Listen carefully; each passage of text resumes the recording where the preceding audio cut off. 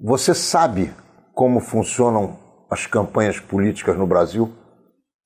Você conhece como se estrutura uma vitória e como se joga uma eleição pela janela? Se você prestar atenção no Menorá na TV de hoje, e se você tiver interesse, você vai aprender. Nós vamos conversar com Marcelo Faulhaber. Ele tem uma grande qualidade, antes de qualquer outra consideração. Ele é rubro-negro, ele é engenheiro de produção e ele é titular da empresa Hextech, especializada em comunicação política, em estruturação de projetos e também, Marcelo, em que mais? Planejamento estratégico. Planejamento estratégico. É com ele, com Marcelo Faulhaber, que eu vou conversar com muito prazer e com muita alegria para nós aqui de Menorá na TV, tendo a possibilidade de recebê-lo aqui nos nossos estúdios. Marcelo, prazer grande, muito obrigado pela tua presença, seja muito bem-vindo. Prazer é o meu, Ronaldo, é muita alegria estar aqui conversando com você, com todo mundo que te assiste, o pessoal do Menorá, a colônia judaica do Rio de Janeiro, que eu tenho muito respeito. Eu tive a bênção de ir a Israel esse ano, conheci a Terra Santa, saí muito bem impressionado de Jerusalém, do povo hebreu. Foi muito emocionante mesmo. Menorá na TV, entrando no ar mais uma vez. Estamos dando início ao primeiro bloco de Menorá na TV com Marcelo Faulhaber. Marcelo, a vida dá muitas voltas. Você não começou na política, você se formou em engenharia. Como é que você chegou à política? Como você se aproximou de alguém que precisava da tua inteligência, da tua perspicácia, da tua capacidade de organização, de comunicação e de estruturação de uma campanha? Como é que você acabou nessa área tão importante para o Brasil, onde poucas pessoas conseguem fazer sucesso e conseguem fazer com correção? Ronaldo, eu sempre gostei de política. Desde muito pequeno, desde os 8 anos, 9, 10 anos de idade, eu sempre fui um cara muito interessado em política, em estratégia, até em histórias de guerra. Sempre fui um cara muito interessado nesse tipo de assunto. E hoje, talvez dentro do nosso ambiente, né, no mundo ocidental, tirando todos os conflitos que existem no mundo, o que há de mais próximo do embate, né, guerreiro é a política, né? E então sempre me interessei por isso. Acabei fazendo colégio naval, quer dizer, tinha interesse em ser militar, né? Sempre esse desejo do combate, sempre fui uma pessoa muito combativa. E no colégio naval, dos 3 anos do colégio naval, eu falei, olha, eu não quero ficar brincando de guerra. Eu quero ir para a guerra de verdade. E aí fui estudar engenharia, sempre olhando, olha, eu tenho que aprender estratégia, né? E engenharia de produção é uma grande escola de estratégia, né? A base do planejamento estratégico, ele tem origem hoje em dia na engenharia de produção. E eu tive muita felicidade de sair da engenharia de produção e fazer estágio na Shell, que foi a primeira empresa do mundo a pensar o planejamento estratégico de forma global. E criei minha carreira toda no planejamento estratégico. Primeiro na Shell, depois na McKinsey, que é uma empresa de consultoria americana, depois retornei à Shell, aí já como diretor, e sempre trabalhando com planejamento estratégico, mas nunca esquecendo do sonho de um dia trabalhar na política, ou pelo menos no serviço público, que eu venho de uma família de pessoas com muito espírito público, com interesse na coisa pública. E aí me aproximei do Eduardo Paes, isso em 2001, eu tinha acabado de voltar do meu mestrado na Inglaterra, lá na London School of Economics, que eu estudei economia política internacional lá, e o Eduardo me chamou para ajudá-lo na Secretaria de Meio Ambiente. Ele tinha acabado de ser convidado pelo César Maia, que tinha sido recém-eleito, ganho do ex-prefeito Conde, e ele me chamou para ajudá-lo na Secretaria de Meio Ambiente. Lá eu fiz o primeiro projeto de concessão de saneamento para a P5 e a P4, que é a Zona Oeste, Barra e Jacarepaguá. O projeto acabou não evoluindo por conta de desavenças entre o governo municipal e o estadual, mas ali foi minha primeira entrada no mundo da política, do setor público em si. E voltei a trabalhar no setor privado, na McKinsey, né? Tinha, como eu já citei a você, depois na Shell, mas nunca perdi o contato.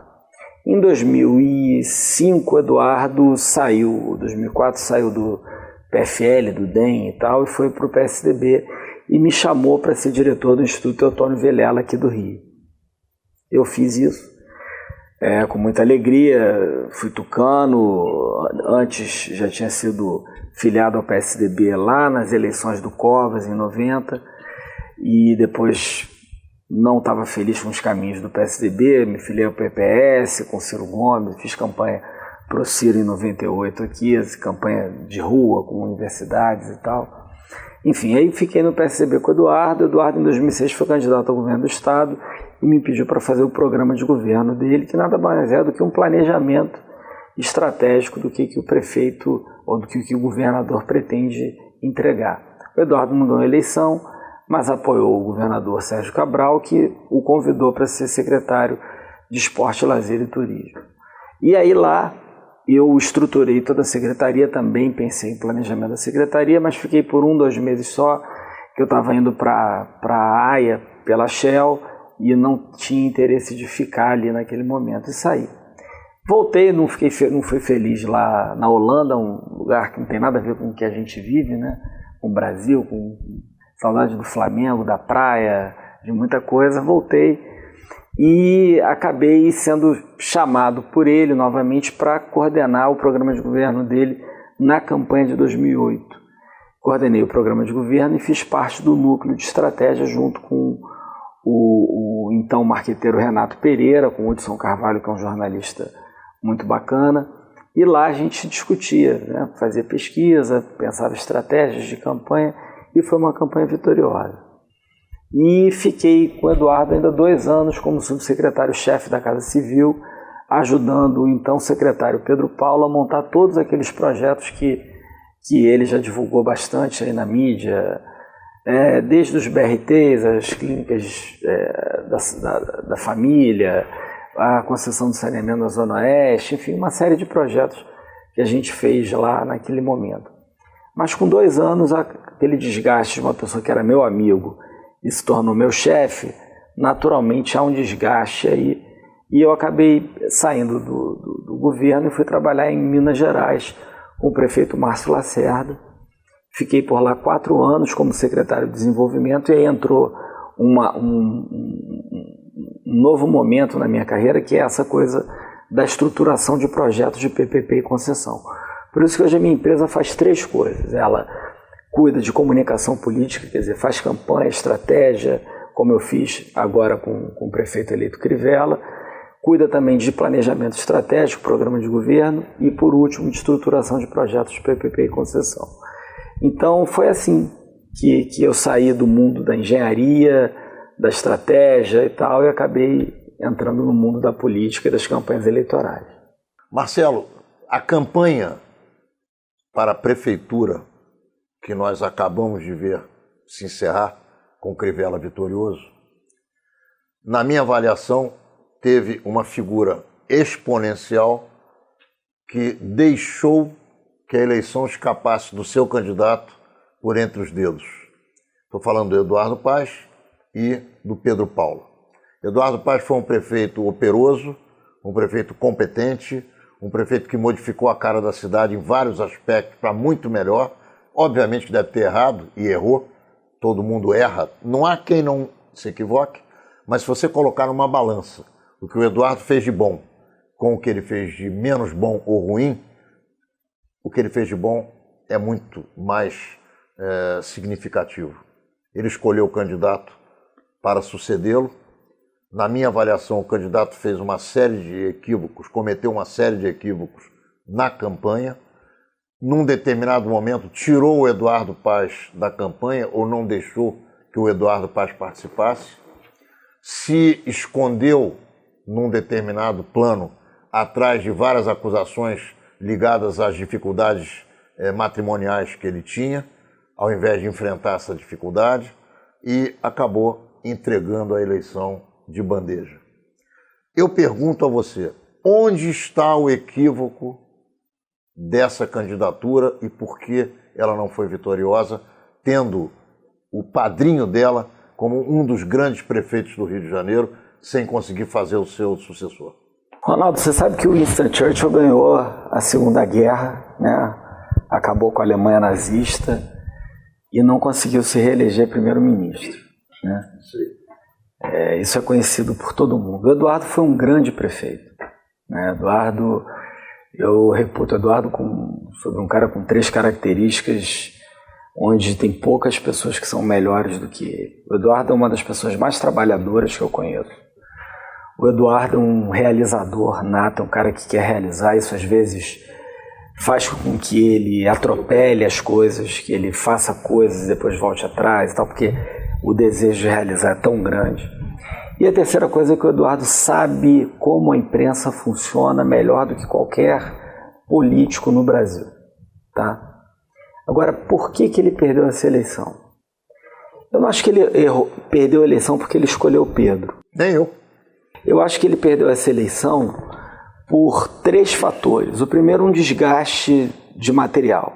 Tá? 8 anos, o Eduardo em algum momento se tornou uma pessoa arrogante, se tornou uma pessoa que falava coisas que agrediam outras pessoas, que parecia prepotência. E isso, com o passar do tempo, vai minando a figura dele. Em segundo lugar, o Eduardo fez, na minha opinião, fez uma primeira gestão fantástica, se reelegeu com 69% das intenções de voto, mas no segundo mandato eu acho que ele priorizou demais a questão das Olimpíadas e das obras e esqueceu do resto. E isso não sou eu que acho, né? A gente fez muita pesquisa, o slogan do Crivella que sempre se fala, né? Chegou a hora de cuidar das pessoas. Ele, antes do chegou a hora de cuidar das pessoas, ele tinha um mantra que o definiu, que era assim: nos últimos 4 anos, não é nos últimos 8 anos não, nos últimos 4 anos a prefeitura priorizou as obras e esqueceu da qualidade dos serviços públicos. Isso a gente apurou em pesquisa e era 96%, 97% da população concordando com essa afirmativa.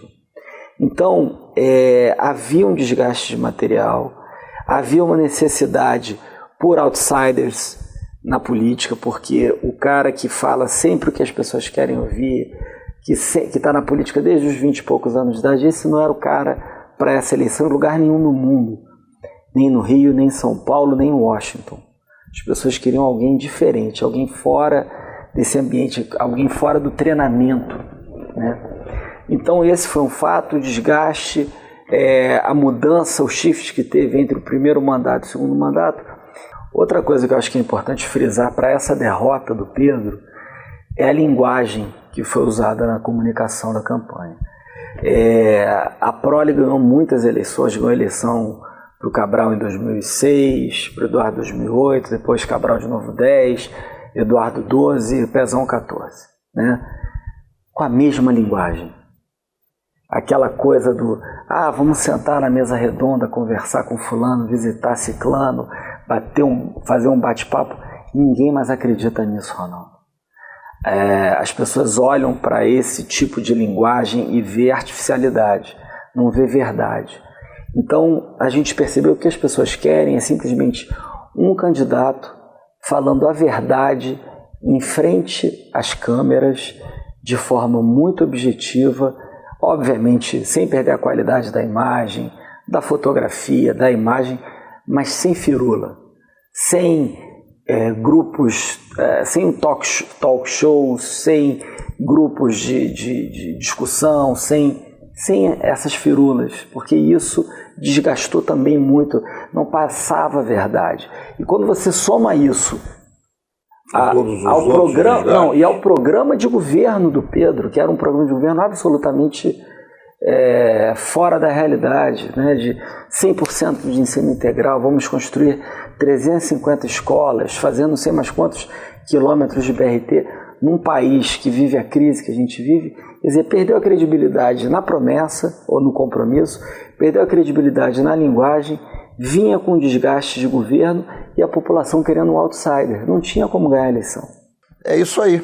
Nós estamos encerrando o primeiro bloco de Menorá na TV com Marcelo Faulhaber. Ele está nos dando uma aula sobre como se pode perder e, obviamente, também como se pode ganhar uma eleição. Ele participou ativamente da campanha vitoriosa de Marcelo Crivella, Marcelo que inclusive é homônimo do Marcelo Faulhaber. E nós vamos conversar com ele no segundo bloco exatamente sobre como se montou a campanha vitoriosa do Crivella depois de tantas derrotas que o Marcelo Crivella já tinha conseguido coletar na sua performance eleitoral como candidato majoritário no Rio de Janeiro, apesar de que ganhou eleições para senador e foi muito bem no Senado, realizando obras espetaculares para o brasileiro. Já voltamos, não saia daí, Marcelo Faulhaber vai nos contar como se organiza uma campanha vitoriosa numa cidade como o Rio de Janeiro e com um candidato como Marcelo Crivella. Já voltamos. Estamos de volta com Menorá na TV, nesta entrevista com Marcelo Faulhaber. Ele vai nos contar como se monta uma campanha eleitoral vitoriosa que levou Crivella à prefeitura da cidade do Rio de Janeiro, na qual ele teve influência fundamental. Marcelo, há 2 anos passados, Crivella apareceu candidato mais uma vez a um cargo majoritário no Rio de Janeiro e eu caminho na praia com alguns amigos meus. Como você sabe, nós já conversamos, eu tinha e tenho compromisso com o Eduardo Paes, gosto do trabalho dele, é meu amigo e, independente dos erros que possa ter cometido, na minha avaliação, o que ele fez de bom é muito valioso para a minha cidade, para a cidade que você também ama, para a cidade que nós vivemos. Eu olhei para a candidatura do Crivella e não acreditei que pudesse ser vitoriosa em função do desgaste que já havia no passado, em função de todas as pessoas que eram contrárias à religião que ele professava e professa, ao fato de que pessoas também, e muitas, o rejeitavam realmente em função da ligação que ele tinha com o tio, o Edir Macedo, também incomodava muita gente e eu via isso como uma rejeição intransponível. Dentro desse quadro, apesar de que também, logo no início das campanhas, ele saiu na frente, como você avalia e de que maneira se chegou a essa vitória? Como foi construída a vitória do Crivella com todas as dificuldades que ele teve que enfrentar? Ronaldo, eu acho que ela foi construída com uma boa estratégia, né? O Crivella, a própria esposa dele, a dona Jane, fala que ele era o famoso cavalo paraguaio, né, que começava sempre na frente e terminava por último, terminava lá atrás. Quando ele me contratou, eu falei para ele: senador, eu tenho 2 objetivos estratégicos nesse primeiro turno. Que o senhor termine com mais de 20% dos votos, que raramente ele terminava, ele sempre começava com 27, 28 e tal, e caía para 17, 18, não conseguia nem ir para o segundo turno. Então, nas minhas contas, ele tendo 20%, ele iria. Então, esse era o primeiro objetivo. E o segundo objetivo estratégico é que ele não fosse para o segundo turno nem com candidato do PMDB, nem com candidato do PSDB, nem com candidato do PSD, e nem com candidato da Rede, que são candidatos que ficavam no centro do espectro político. Quer dizer, ele teria que ir para o segundo turno ou com a Jandira, ou com o Freixo, ou com o Bolsonaro. Com qualquer outro, teria riscos dele não ganhar a eleição. Então a gente trabalhou durante todo o primeiro turno com essa estratégia de fazer com que ele reduzisse a rejeição dele, que estava em 38% quando a gente começou a eleição, caiu para 22% no final do primeiro turno. Isso deu os 20 e poucos por cento que o levou ao segundo turno. E a gente também trabalhou centrando um pouco de fogo no candidato do PMDB, que tinha benefícios,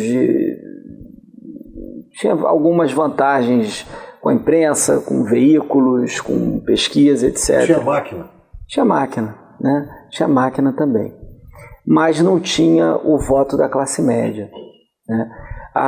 O cenário político... Que é a grande formadora de opinião. Qualquer perfil eleitoral, qualquer desenho eleitoral no Brasil, ele se divide em 3 grandes grupos. Que eu chamo no grupo popular, tá? Que é o grupo amarelo. Esse é o eleitor que ele não tem ideologia. Ele vota em quem vai resolver a vida dele, quem vai pagar, vai aliviar um pouco do sofrimento dele, seja na saúde, na educação, no transporte, quem precisa ou do Estado, ou da igreja, ou de alguém para sobreviver. Esse eleitorado no Rio representa 40% do eleitor. Esse eleitorado, normalmente, quem tem acesso a ele quem é o candidato da máquina, no caso Pedro Paulo, ou candidatos que têm um perfil muito carismático, de igreja, ou populista, né? E aí a gente está falando do ex-governador Leonel Brizola, do ex-governador Garotinho e do próprio senador, agora prefeito Crivella, com a força não só dos evangélicos, mas também pela própria figura carismática que ele tinha. Então, esse eleitor, ele ficava ali dividido entre o Crivella e o Pedro. E aí você tem um eleitor, um segundo segmento, que é o eleitor de classe média. Esse é o eleitor que vota ideologicamente. E aí você tem, mais ou menos no Rio, varia, mas é entre 30% para um lado e 30% para o outro. Esse ano, com o desgaste da esquerda, 33% era de um eleitor que votava em candidatos da direita e 27% em candidatos da esquerda, né? Então, esses 27 disputaram o voto do Freixo, da Jandira e do Molon, os outros 33 o voto do Osório, do Índio e do Jair, do Flávio Bolsonaro, né? O Pedro e o Crivella, eles ficavam também um pouco, mas sempre na meiuca aí desse voto ideológico, mas pouco. O voto deles mais era o voto da classe C, D e E, tá certo? E aí eu falei, olha, a gente tem que fortalecer a nossa base nesse eleitorado e se manter no centro do espectro político, porque quando a gente for para o segundo turno, a gente vai tentar ir com quem está numa extremidade. E aí seria fácil de ganhar, seja do Freixo ou da Jandira, seja do Jair Bolsonaro, do Flávio Bolsonaro, desculpa. E foi o que aconteceu, né? A gente começou a atacar o Pedro, também acho que os outros candidatos do centro também viram que o candidato a ser atacado era o Pedro, aí veio o Índio, veio o Osório, veio o próprio Molon, e aí todo mundo, né? Assim, os candidatos de oposição normalmente criticam o candidato do governo. E o Pedro foi criticado e não conseguiu para o segundo turno. E aí, então a gente ganhou, acho que com a estratégia, e a estratégia também leva ao discurso correto, né? Porque qual é o discurso? O discurso não é inventado por mim, o discurso ele vem de muito trabalho, de muita pesquisa qualitativa, quantitativa, e que a gente ouvia das pessoas era isso. Nos últimos 4 anos, a prefeitura priorizou as obras e esqueceu da qualidade dos serviços públicos. E aí, então o que a população quer? A população quer qualidade nos serviços públicos, a população quer mais saúde, mais educação, a população quer ser cuidada, né? E quem era desses candidatos todo, o único candidato que podia falar, chegou a hora de cuidar das pessoas, alguém que já tinha cuidado no passado. E esse candidato era o Crivella. A única pessoa que esse slogan caberia era o Crivella. Não caberia, é um slogan vencedor? Foi um slogan vencedor. Mas caberia em outro candidato? Na minha opinião, não, Ronaldo. Só na dele, porque ele realmente já tinha cuidado das pessoas em outras ocasiões, outros momentos da vida dele. E aí, com o discurso certo, com a estratégia certa, são detalhes, aí é qualidade da imagem, ajuste fino, que faz a gente ganhar uma eleição. Marcelo Moisés, da Bíblia, ele contrariou todo o imaginário do povo hebreu à beira do Mar Vermelho, quando ele abriu o mar. As pessoas achavam que aquilo era uma loucura, para quem acredita, e que entrar no mar ou no caminho entre mares abertos seria morrer afogado um pouquinho mais à frente. Então, contrariar a média da opinião pública nem sempre é equivocado. Muitas vezes, como Moisés, acaba dando certo. Depende quem está do lado dele e depende da crença das pessoas. Eu pergunto a você, um candidato obediente, ele ajuda ou ele atrapalha? Ajuda. Se for inteligente, ajuda mais ainda. Eu, quando comecei a tocar a campanha do Crivella, as pessoas que sempre trabalharam com ele nas campanhas, tanto nas campanhas para o Senado quanto nas majoritárias, falavam, olha, o Crivella faz o que ele quer. Não adianta você querer falar isso, falar para ele ler teleprompter, ele não vai ler teleprompter, para ele falar isso, seguir aquelas... Ele vai fazer o que ele quer, esquece.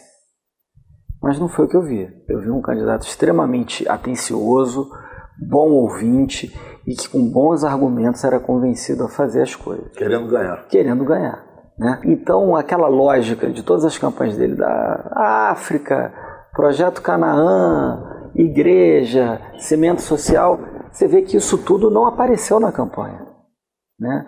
A gente conseguiu tirar aquela rejeição de 38 e reduzir para 22 porque a gente mostrou uma face do ser humano que nunca foi mostrada. A gente mostrou o Crivella, que foi auxiliar de escritório aos 14 anos, depois foi taxista para poder pagar a faculdade de engenharia, formado em engenharia foi para o CPOR, ficou 8 anos no Exército, de lá foi ser servidor público, depois, aí sim, foi fazer a sua missão na África, depois o Projeto Canaã, aí uma coisa missionária, sempre de cuidar das pessoas, e depois foi candidato ao Senado, e há 14 anos era senador. Não era mais bispo, não era mais nada. Ele tem uma igreja que ele frequenta, como qualquer um de nós. Então a gente mostrou um lado que as pessoas não conheciam, e que as pessoas passaram a se identificar, né? Que era uma coisa que outros marqueteiros em outras campanhas nunca mostraram. Isso foi, acho que, o pulo do gato para reduzir a rejeição, as pessoas se identificarem e terem empatia com ele. Então, você tem alguma história para contar que ilustre essa faceta? Eu acho que a primeira reunião que a gente teve de estratégia, quando eu falei para a turma antiga que não ia ter Cimento Social, Projeto Canaã, missão na África, etc., o pessoal quase caiu para trás. Você está maluco, você não vai durar uma semana aqui. Né? Mas durou e deu certo, e ele ouviu, e ele é muito hábil frente às câmeras, é um cara que leu o teleprompter, brigava muito comigo porque eu tinha muita palavra, ele cortava e tal, para ficar... porque ele tem uma fala mais pausada do que a minha, eu falo mais rápido, então eu falava, eu media, só que ele, com aquela voz, devagar e tal, então ele ficava cortando. A nossa briga era só, Marcelo, você está botando muita palavra aqui, aí ia cortando e ia indo. Mas os discursos acho que muito centrados no que a gente vinha pesquisando. Agora, ele teve sempre uma dificuldade com a imprensa, né, com a mídia, e esse sempre foi um dilema, em que momento a gente ia falar sobre isso. No início da campanha, quando fosse atacado e tal. Acabou que chegou um momento onde não havia mais como não reagir a tanta pancadaria, tanta denúncia falsa, tanta covardia, tanta coisa enviesada, né? A gente falou, indo para o segundo turno com um candidato do PSOL, talvez não seja tão... a mídia não seja tão enviesada, mas foi, impressionantemente foi, né? Porque aí parece que os donos dos veículos soltaram os cães que já eram favoráveis a uma candidatura de esquerda. Já tinham a esquerda. Já tinha uma esquerda, vamos lá, né? Porque o pior era ter um candidato que era ligado a outros veículos, um candidato que tem valores diferentes do que alguns grandes veículos propõe à população, etc. Então, a gente foi muito cirúrgico ali, a gente não atacou, a gente se defendeu e denunciou o ataque que estava sofrendo. Isso teve uma repercussão muito positiva, Ronaldo, porque, impressionantemente, a gente também não fez isso no chute. A gente antes avaliou com uma pesquisa quantitativa a credibilidade dos principais órgãos de imprensa do país. E assim, incrivelmente, a pergunta era assim: como você avalia o comportamento do veículo tal e aí a gente falou de 2 ou 3, como você avalia o comportamento do veículo tal durante o processo eleitoral ou cobrindo política no país? Qual o número que você... Aí tinham 2 opções, imparcial e isento, e a outra era parcial e manipulador. Qual o percentual que você acha? Ô Marcelo, nós estamos gravando esse programa e nós estamos exatamente na semana posterior à queda do avião bimotor que levou a vida do ministro do Supremo Tribunal Federal, o Teori Zavascki. No nosso programa de rádio, pela Rádio Metropolitana 1090M, exatamente no dia de hoje, nós fizemos uma pesquisa sobre como as pessoas veem o que aconteceu com o ministro. 95% das pessoas contrariaram a grande mídia que está dizendo claramente que foi apenas um acidente. No Brasil, hoje, 95% das pessoas imaginam que o ministro foi assassinado. Eu respondo a você, a tua questão, com um percentual para cima de 80%. Foi 87% que a gente fez no início da campanha. Quer dizer, 87% da população dizia não acredita no que o veículo XYZ cobria as eleições e cobria a política nacional de forma manipuladora e parcial. Então isso no final da campanha você chegava a 96%. Então e isso foi a mesma coisa que aconteceu nos Estados Unidos nessa eleição do Trump. Quanto mais ele batia na imprensa, mais ele crescia, porque nunca antes a imprensa teve a credibilidade tão baixa como hoje. E por que isso acontece, né? E aí, não sei se você viu um meme do Denzel Washington, ele falando, isso acontece, eu estou traduzindo o que ele falou, mas ele falou de outra forma, mas basicamente ele diz o seguinte, porque hoje a imprensa está mais preocupada em dar a notícia primeiro do que dar a notícia verdadeira. Então, e dar primeiro não é a imprensa que dá é o WhatsApp, é o Facebook, enfim, são as redes sociais que dá primeiro. Então a mídia ela tem que se preservar, ela tem que esquecer de dar o furo jornalístico, ela tem que se preocupar em falar a verdade, em investigar o furo, investigar a fundo a reportagem e trazer ali a veracidade dos fatos. E como não é isso que vem acontecendo, a preocupação em ser o primeiro a dar notícia acaba perdendo a credibilidade. Estamos encerrando o segundo bloco de Menorá na TV com Marcelo Faulhaber. Ele que é um dos mais importantes responsáveis pela vitória de Marcelo Crivella à Prefeitura do Rio de Janeiro, porque cuidou da organização, da campanha, do marketing eleitoral e também de uma série de outros valores e fatores que concorreram para a vitória do Marcelo Crivella. E você não sai daí não, porque no terceiro bloco nós vamos continuar aprendendo com esse jovem de 40 e poucos anos de idade, engenheiro formado e que se bandeou para a política, porque quem algum dia na vida já se envolveu com essa questão sabe que isso se transforma numa cachaça com a qual nós temos que conviver o resto da vida. Não sai daí, já voltamos com Marcelo Faulhaber. Estamos de volta agora com o terceiro e último bloco de Menorá na TV com Marcelo Faulhaber. E uma das vertentes que eu mais gosto de extrair dos nossos entrevistados é a vertente da emoção. E eu quero perguntar a você, Marcelo, se em algum momento você chorou de alegria nessa campanha eleitoral, apesar de que você é uma pessoa centrada, uma pessoa coerente, uma pessoa que sabe o que quer e está fazendo. Eu pergunto se você se emocionou, às vezes às lágrimas, às vezes não, mas algum fato, algum momento, algum episódio que tenha te emocionado de verdade durante essa campanha eleitoral, essa trajetória que levou o Marcelo Crivella à vitória. Foram muitos momentos muito emocionantes assim que eu passei, né? Porque campanha eleitoral é que nem futebol, escalação de time.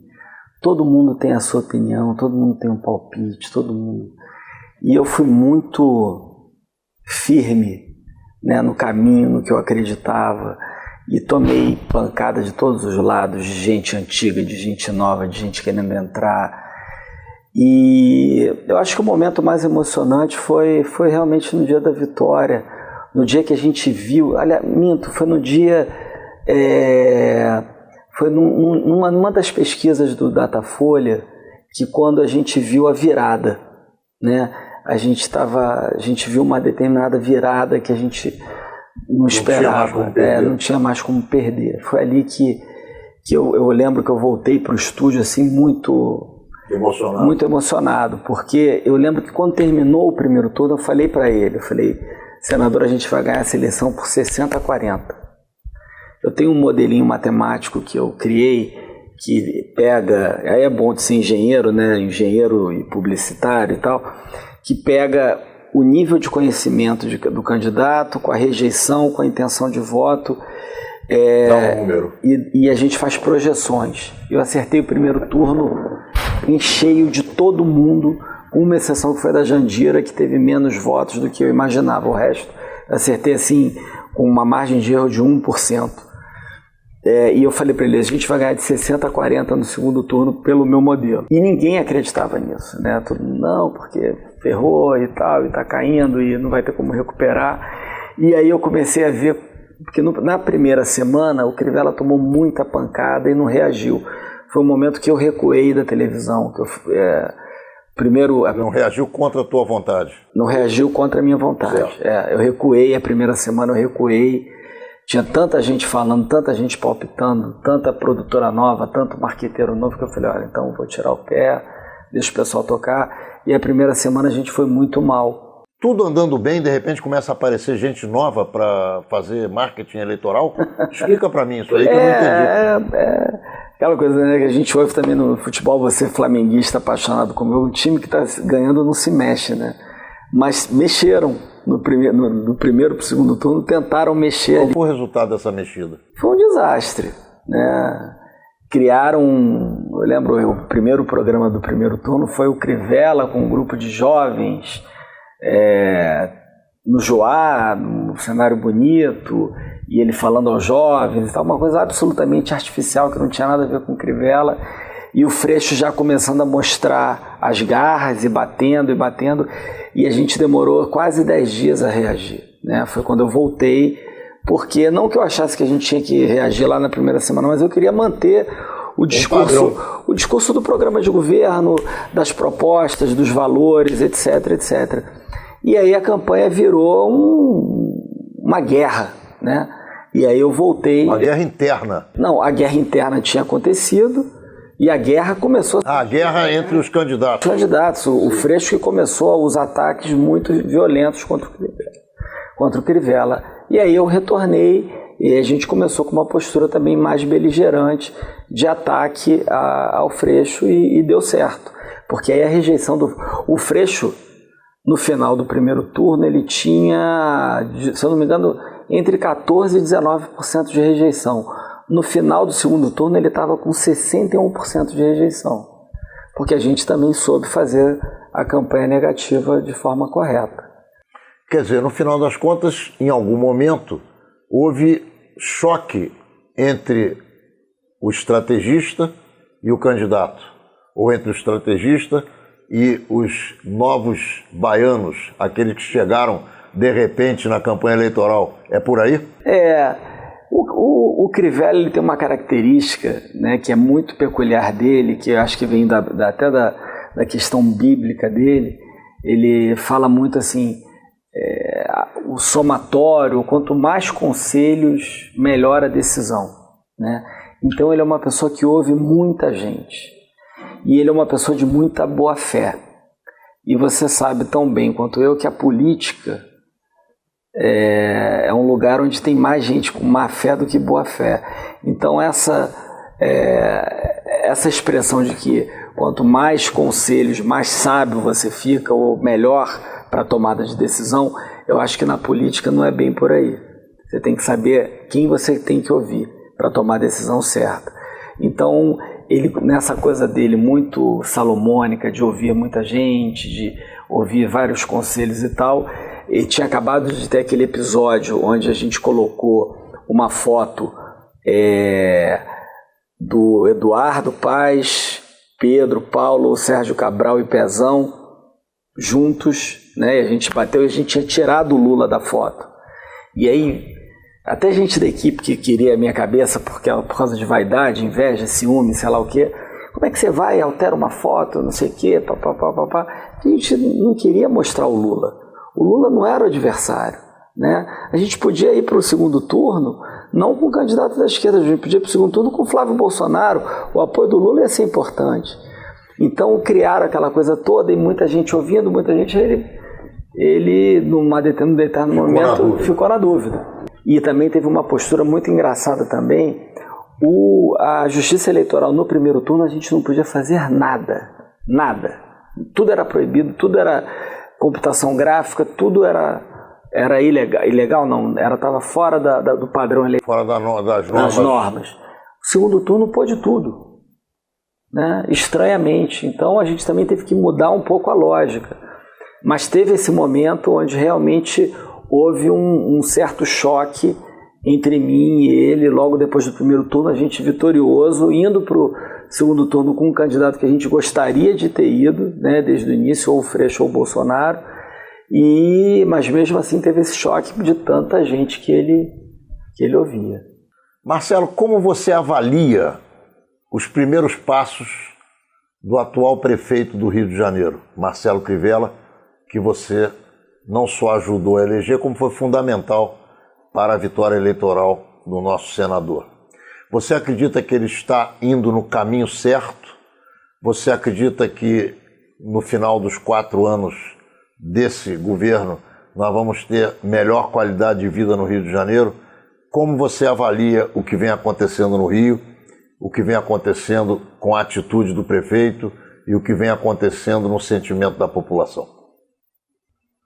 Ronaldo, está muito cedo para fazer uma avaliação, né? A minha esperança é que o Crivella vá muito bem ao longo desses 4 anos, até porque eu quero fazer a campanha dele em 2020. Porque senão daqui a pouco eu vou virar o João Santana, vou fazer a campanha de um outro candidato, né? Vou virar campeão aí com times diferentes, eu não quero. Então eu torço muito pelo sucesso, por ele, pela família dele, que eu tenho um carinho, um amor enorme, e principalmente pela população do Rio. Eu acho que ele começou bem, né, com os 80 decretos, largou, ninguém fez tanto decreto quanto ele, e aí a questão não é a quantidade, é o conteúdo do decreto. Decretos se preocupando com questões emergenciais da cidade, das chuvas de verão, dos arrastões, da questão do carnaval, decretos já sinalizando o que é prioridade para ele nesses 4 anos, baseado no programa de governo que a gente também teve a felicidade de contribuir, decretos melhorando os controles, decretos acabando com determinados privilégios, e um decreto de grande reestruturação da prefeitura para reduzir custos, né? Custos com cargos comissionados, custos com contratos, etc., porque a prefeitura vive também um problema grave do ponto de vista financeiro, né? Quer dizer, existem perspectivas que podem ser muito negativas nesse primeiro ano, então a necessidade de se fazer um ajuste fiscal era fundamental. Então acho que ele começou bem. Teve muita gente que me criticou, Ronaldo, porque nesses primeiros decretos houve uma exoneração dos cargos de comando da prefeitura e também dos que se chamam estranhos aos quadros, quer dizer, pessoas que não são concursadas e que vão trabalhar na prefeitura a convite do prefeito. Isso todo prefeito deve fazer no dia 31 de dezembro, não é o prefeito que inaugura que tem que fazer isso, o próprio Eduardo deveria ter exonerado todo mundo. Eu acho que o Crivella não está sendo tão veloz em nomear as pessoas para ocuparem esses cargos e montar a equipe, e isso pode causar, de fato, algumas descontinuidades em termos de folha salarial, em termos até de alguns acidentes, coisas que podem acontecer, porque não tem alguém com a caneta para assinar aquela determinada medida, para assumir aquele determinado compromisso ali, aquela ação, porque ainda não está nomeado. Então, eu acho que ele tem que acelerar essa nomeação para montar o time dele, o time Ele não, assim, muita gente fala, o Crivella não tem time? Não, peraí. O Crivella tem que ter 12 secretários, o controlador, o procurador. Esses que tem que ter time embaixo, e os que estão embaixo dele que tem que ter time. E assim você vai escalonando. Em 3, 4, 5 dias no máximo, você nomeia a prefeitura inteira, sem nenhum tipo de estresse, sem nenhum tipo de descontinuidade, etc. Então, eu acho que ele começou bem, tirando essa coisa de talvez dar um pouco mais de prioridade às nomeações, porque boa gestão se faz com 3 coisas: com equipe, com planejamento e com meritocracia, né? Você pode errar na equipe, você não deve errar no planejamento e jamais errar na meritocracia. Porque se você escolheu errado, você troca. Né? Seguiu o planejamento, fez bem, parabéns, mais orçamento, mais responsabilidade, mais cargos, mais o que for. Foi mal, talvez um erro que não tenha sido culpa da pessoa e tal, você tolera. Errou de novo, está no lugar errado, tem que voltar para a iniciativa privada e voltar para um cargo menor, o que seja. Então, você tem que ter equipe, planejamento e meritocracia. E é isso que eu espero ver, né, nesses 4 anos do Crivella, que ele consiga montar uma equipe. Se a equipe que começou não é ideal, que o planejamento e o resultado desse planejamento mostre a ele, com a meritocracia, ele faça as substituições e as mudanças que são necessárias. Marcelo, infelizmente, nós estamos chegando ao final do programa. Conversar com você é uma alegria e um prazer, porque você ensina, você sabe, e é ótimo quando a gente pode absorver ideias, aprender com experiência alheia e principalmente escutar coisas que têm sentido num país completamente ligado hoje ao sem sentido, o que os franceses chamariam de nonsense. Nós estamos vivendo realmente uma crise existencial no Brasil, não sabemos qual é o final dessa questão, como é que isso tudo vai acabar, mas eu quero te dizer que para mim foi muito prazeroso conversar contigo. Eu quero te oferecer as câmeras e os microfones de Menorá na TV para que você se despeça dos nossos telespectadores, fazendo também suas considerações finais. Ronaldo, o prazer foi meu. Queria falar a todos os telespectadores que foi uma alegria estar aqui no Menorá falando com vocês, passando um pouquinho da minha experiência, um pouquinho do que a gente viveu nesse processo eleitoral, repetindo a alegria que eu tive em ir a Israel, a Jerusalém no final do ano passado. Nunca tinha ido lá na Terra Santa. Eu tenho um profundo respeito pelo povo hebreu, pela história de luta e de vitórias de vocês, e sei da imensa capacidade que vocês têm de construir, reconstruir e fazer as coisas acontecerem. E é esse tipo de sentimento de vir do nada, vir do pó, vir, né, das condições piores que a gente pode imaginar, e a partir daí construir coisas maravilhosas, que é a história do povo hebreu, é essa, e é isso que o nosso país precisa nesse momento. Menorá na TV entrando no ar mais uma vez na quinta-feira que vem, pelo canal 25 da NET, às 10 horas da noite. E também todos os dias que você já se acostumou a nos assistir em reprise e que você pode conferir aqui embaixo da telinha. Nos vemos lá.